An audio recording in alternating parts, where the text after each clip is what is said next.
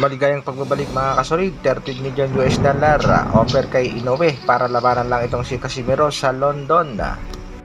Bob Arum naging prangka naman at tila knockout daw ang aabutin ni Inoue dito sa angas ng Pinas kung sakaling kakasa sa laban. At pagdating naman sa boxrec, rank number 2 ang ating pangbato. Para sa ating unang balita, update muna tayo sa The Ring ranking sa Super Bantamweight Division. Siyempre, kampiyon dyan itong Japanese Monster na si Naoya Inoue. At kasalukuyan na rin pound for pound king.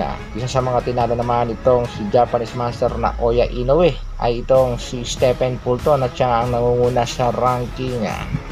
Pumapangalawa ang ating kababayang si Marlon The Nightmare Tavales na isa na rin sa mga ni-knockout nitong nasabing hapon. Rank number 3 mga kasolid, Murodjun Akhmadiev.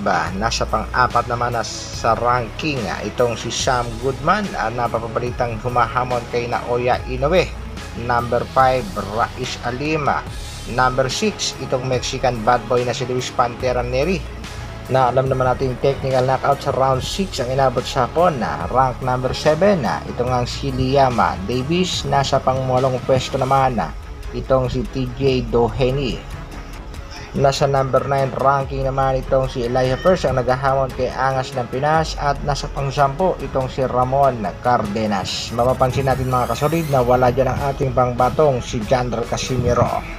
Pero kapansin-pansin mga kasolid, pagdating naman sa latest update ng boxrec, number 2 ang ating pangbatong si Angas ng Pinas. At siya nga ang pumapangalawa dito sa Japanese Monster na si Naoya Inoue. Ibig sabihin lang yan mga kasolid, si Angas ng Pinas, Jandral Casimero ang number 1 top contender nitong nasabing Japanese Monster sa buong Super Bantamweight Division. At siya rin ang malaki ang tsansang tumalo at knock-out dito kay Naoya Inoue. Matatandaan natin mga kasolid na sinabi nga nitong si Bob Arum, alanganin talaga siyang ilaban si Inoue kay Jandral Casimero dahil sa tingin niya itong si Angas ng Pinas ang posibleng tumalo dito sa nasabing Japanese Monster. Kaya naman ganun na lamang ang takot nitong si Bob Arum dito kay Angas ng Pinas. Prediction naman itong si Coach Nonoy Neri, si Jandral Casimero rin ang posibleng ang tumalo dito sa Japanese Monster na si Naoya Inoue, dahil ito nga daw si Jandral Casimero ay may lakas at isang boksingerong walang kaba at walang takot kapag lumalaban. Sa kabilang balita naman mga kasolid, Saudi Arabian matchmaker Mr. Turki Al-Shikia. Target nga nito nga patayuhin itong Japanese Monster na si Naoya Inoue sa bansang Saudi Arabia or sa bansang United Kingdom. Hahanapan nga daw ito ng matchmaker ng isang napakagandang laban. At ang napipisil nga dyan mga kasolid ay itong si Casimero dahil siya ang top candidate as Inoue po in United Kingdom Super Fight.